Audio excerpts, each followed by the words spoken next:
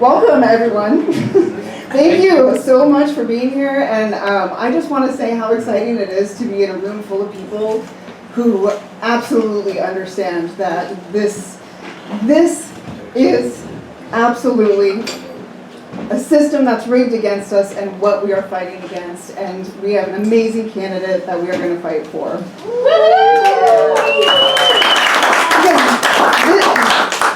This campaign is about all of us. This is our campaign, and this is people's heads.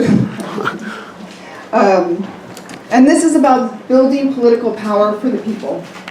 It's about having an elected representative who will put human rights, social justice, and climate action first. A representative who is not bought and influenced by AIPACs, super PACs, and lobbyists, who will pull that lever of power in Congress and vote in the interests of the people, not in the interests of the corporations. Our campaign is for the many, not the money. And we have an amazing panel of featured speakers today because the key to this campaign is working with community to build our platforms, our positions, and support legislation with leaders and activists fighting for the people. But before I introduce our first speaker, I should probably introduce myself. I'm Ashley, and it is an honor and a privilege to be Sean's campaign manager. You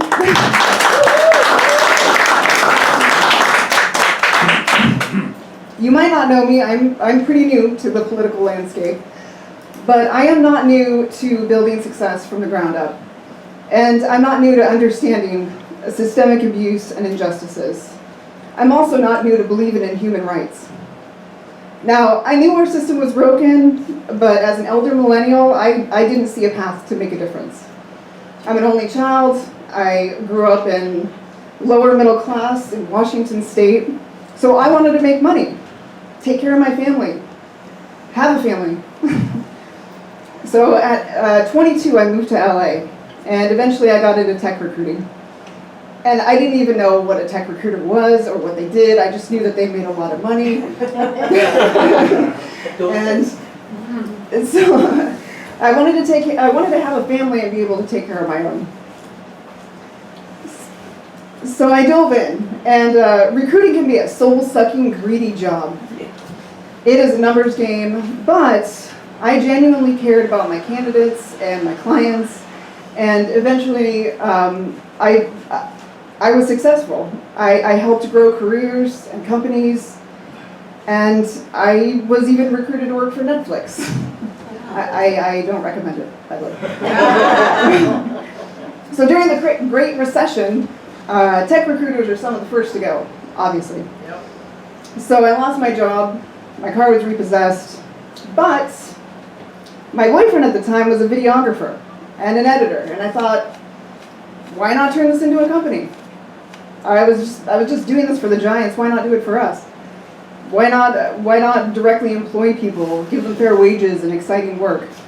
So I dove in. I learned the ins and outs of video production. And the first interview we did was with the lead singer of Imagine Dragons, and my first edit was on Wheel of Fortune. And eventually I turned our company into a scalable business marketing luxury yachts in Florida. But when the relationship ended, he took the business. But again, it was a success from the ground up. Now, both my parents have passed away, and I never made enough to be any kind of provider. I couldn't even afford the funeral. And like a lot of millennials, I can't imagine ever being able to afford to have kids of my own. So there's a lot I'm skipping over in this story. But the big plot twist, and what brings me here today, happened May 2024. I was living in Hollywood, working to build out a marketing team for a fashion company. And in my research, scrolling on TikTok, I see Palestine. 7 months after October 7th. And I was devastated. I could not believe that I had been so unaware. How could I not know? How could I be so self-involved that I wouldn't know that a genocide is happening. But then I realized I'm the capital of dystopia and distraction, and nobody around me knew anything that was going on. So it was devastating, and the more I learned, the worse it was. So I started on TikTok. What do we do? And then I got this comment, and someone said, "Have you heard of Jill Stein?" No? Who is Jill Stein?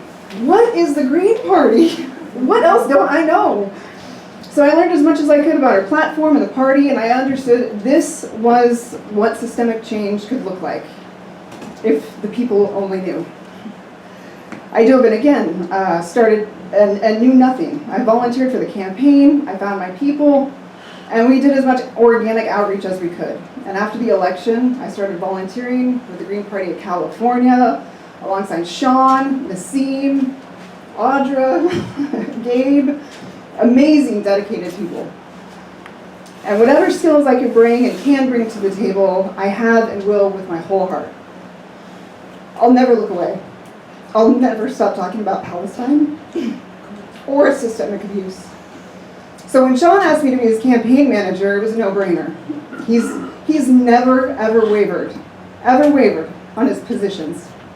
He's authentic, intelligent, curious, and dedicated, and solutions-oriented. Sign me up. Let's win this.